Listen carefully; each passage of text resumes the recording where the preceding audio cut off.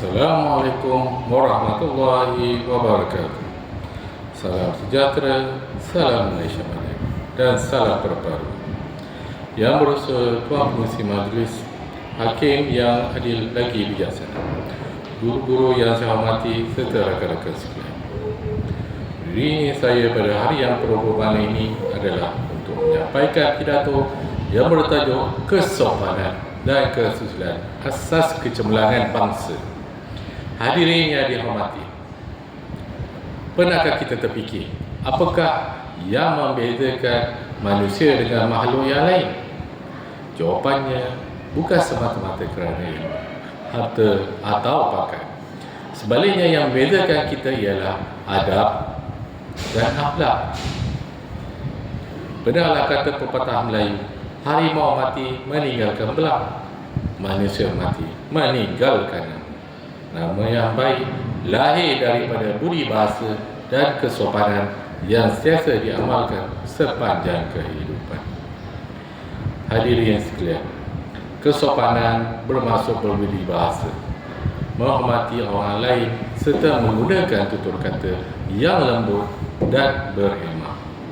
Kesusilaan pula merujuk kepada akhlak yang mulia, tingkah laku yang baik serta nilai moral yang tinggi. Kedua-dua ini bukan sekadar hiasan dalam kehidupan, malah menjadi asas kepada keamanan, perpaduan dan kemajuan sesebuah negara. Sebab itulah kesopanan dan kesusilaan diangkat sebagai rukun negara yang kelima. Mengapa nilai ini begitu penting? Kerana masyarakat yang mengamalkan kesopanan akan hidup dalam suasana saling menghormati. Murid menghormati guru, anak menghormati ibu bapa, jiran saling membantu tanpa mengira bangsa dan agama. Apabila rasa hormat wujud dalam hati setiap individu, perselisihan dapat dielakkan dan perpaduan akan terus diperkukuhkan. Hadirin yang saya hormati, namun begitu, kita tidak dapat menafikan bahawa nilai kesopanan semakin terakis. Media sosial yang sepatutnya menjadi medium menyebarkan ilmu kadang-kala dijadikan tempat menghina, memfitnah dan mengeluarkan kata-kata kesat. Ada yang berani memalukan orang hanya kerana berlindung di sebalik skrin telefon. Sikap seperti ini bukanlah lambang keberanian, tetapi tanda hilangnya adab dalam diri. Sebagai murid, kita mestilah menggunakan media sosial dengan penuh tanggungjawab sebelum menulis sesuatu. Fikirkan dahulu sama ada kata-kata itu membawa manfaat atau menyakiti hati orang lain. Ingatlah, luka kerana senjata mungkin sembuh, tetapi luka kerana kata-kata kadang-kala kekal sepanjang hayat. Sidang hadirin, kesopanan dan kesusilaan bukan hanya dipamerkan melalui percakapan, malah melalui tindakan. Membantu rakan yang susah, mengucapkan terima kasih, meminta maaf apabila melakukan kesalahan, memberi salam, menghormati guru dan menjaga kebersihan sekolah juga merupakan cerminan akhlak yang mulia. Di sekolah, murid yang berdisiplin sentiasa datang awal, mematuhi peraturan, menghormati guru dan menjaga nama baik sekolah. Di rumah pula, anak yang beradab sentiasa mendengar nasihat ibu bapa, membantu melakukan kerja rumah dan menjaga tutur kata. Amalan kecil seperti ini sebenarnya membentuk masyarakat yang besar jiwanya. Hadirin sekalian, sesungguhnya pembentukan akhlak bermula daripada rumah. Ibu bapa lah guru pertama yang mengajar anak mengenal erti hormat dan kasih sayang. Kemudian sekolah memperkukuhkan nilai tersebut melalui didikan guru.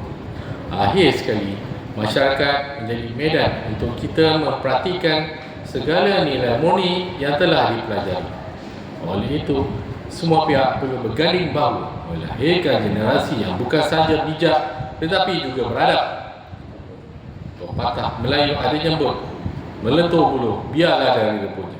Ini bermaksud pendidikan akhlak perlu diterapkan sejak kecil.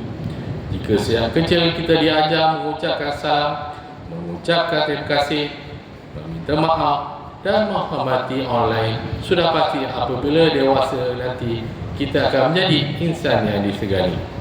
Hadirin yang dihormati, kemajuan sebuah negara tidak hanya bergantung pada pembangunan fizikal, malah bergantung kepada akhlak rakyatnya.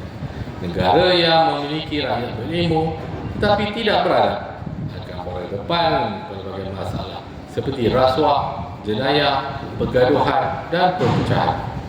Sebaliknya, rakyat yang mengamalkan kesopanan dan kesusilaan akan melahirkan masyarakat yang aman, saling mempercayai dan hidup dalam suasana harmoni. Oleh itu, marilah kita bersama-sama menjadikan adab sebagai pakaian harian, kesopanan sebagai budaya hidup dan kesusilaan sebagai pegangan sepanjang hayat. Biarlah kita dikenali bukan kerana kemewahan yang dimiliki, tapi kerana akhlak yang terpuji dan budi bahasa yang tinggi. Sebelum saya mengakhiri pidato ini, izinkan saya meninggalkan satu pesan. Bangsa yang hebat bukan sekadar hebat pada ilmu dan teknologi, tapi hebat kerana rakyatnya yang berbudi bahasa, berakhlak mulia dan menghormati antara satu sama lain. Ingatlah, budi bahasa tidak memerlukan modal, tetapi nilainya mampu mengangkat martabat seseorang, menyatukan masyarakat dan memajukan negara. Sekian, wabillahi taufiq wal hidayah. Assalamualaikum warahmatullahi wabarakatuh. Sekian, terima kasih.